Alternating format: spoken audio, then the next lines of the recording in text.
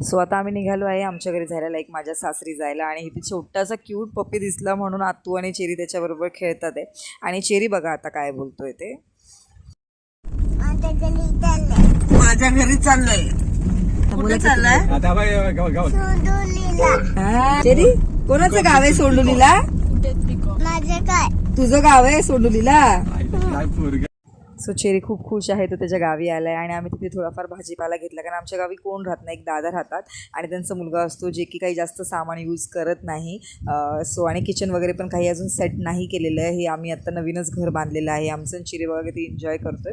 So एका रूममध्ये छोटंसं किचन केलेलं आहे आणि तिकडेच मी चेरीसाठी माझ्यासाठी डाळ भात केला आणि चिकन मी बाकीच्या लोकांसाठी बनवलं होतं.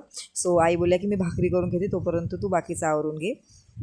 आणि तुम्ही मला बघत असेल मी नेहमी स्वेटरमध्ये आहे, कारण गावाला खूप थंडी, आमच्या घरी नाही पण गिरजावड्यात तर खूपच थंडी आहे.